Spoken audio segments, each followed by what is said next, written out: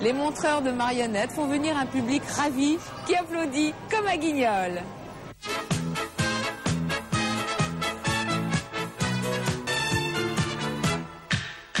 Là, j'ai mon maître et donc nous allons procéder à quelques mesures ensemble ce soir pour voir un petit peu pourquoi donc ce sauvage éventuellement donc ne disposerait pas de la même intelligence que nous. Donc pour ce faire, nous allons lui faire prendre des positions. Ici, entre les deux omoplates, regardez bien, je mesure comme je peux.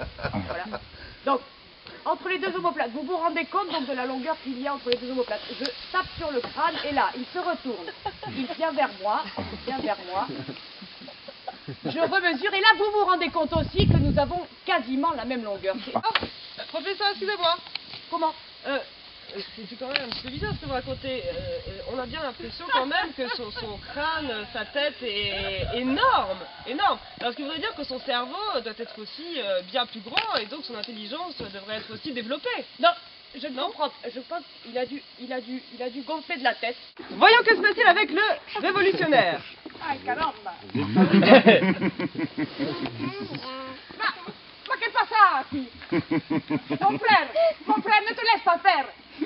Viens avec moi faire la révolution! Ringo, il est pas bon pour toi!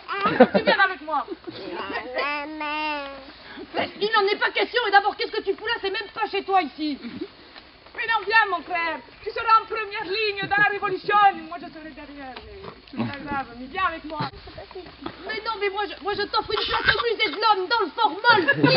Mais moi je pourrais faire de toi un homme riche! On fait du commerce équitable là-bas! Mais, Oh, vas-y! L'employé domestique. Patron. Alors, à quelle sauce va se faire manger l'employé? Dites-moi, vous êtes plutôt belle à croquer aujourd'hui? Ça fait des mois que vous me faites mariner. Vous me chauffez là. Bon, écoute. Va réussir à faire valoir ses droits. Nous allons voir l'intervention d'un personnage. De décider entre le philosophe, l'ogre ou bien le gendarme. Le gendarme. Le philosophe. Et finalement, j'ai l'impression qu'à l'unanimité, le public a choisi l'intervention du gendarme. J'ai demandé votre carte de séjour, madame. Vous êtes un raciste là. Délire, ça c'est la meilleure. Toi, raciste. Mais je passe toutes mes vacances en Guadeloupe, madame. Troisième et dernière situation. Un cas classique. Ah non. Eh ben, elles vont pouvoir peut-être improviser. Ouais, on va improviser après. Donc, un cas classique d'accueil des étrangers dans notre chère République. Et leurs coutumes, leurs rites, leur culture, pour être compatible avec la nôtre, avec notre civilisation. Et je vois à votre tenue qu'il y a du travail de ce côté-là. C'est pourquoi je ne peux rien pour vous. Quand vous ne serez pas passé par le bureau 418, deuxième étage, hall W, afin de signer le contrat d'accueil et d'intégration, et de vous inscrire au stage de citoyenneté prévu à cet été. Là, monsieur, non, j'ai justement fait mes études à la Sorbonne et je comprends parfaitement la langue de Molière. Oui. Alors, Nous avons les au choix personnages. Simple précaire, Ah oui, le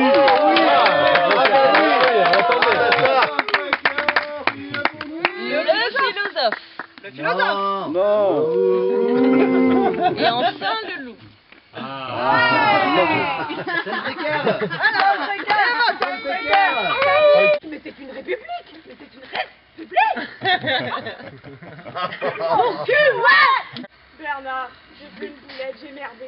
Je compte sur toi pour rattraper tout. Ah, ce sera pas la première ni la dernière fois, Chouchou. Oh, qu'est-ce que je peux faire pour te remercier? Un petit bisou sur la reine.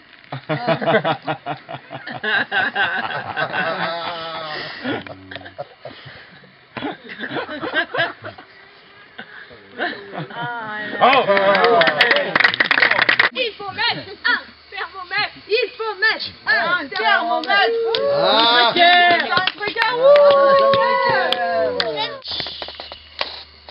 Je vous délivre, mes précaires.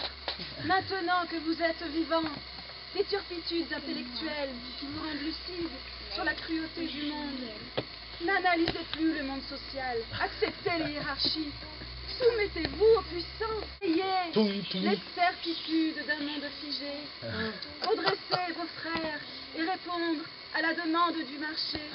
Oubliez les enseignements passés, les connaissances usées, pour vous plier aux normes et aux règles.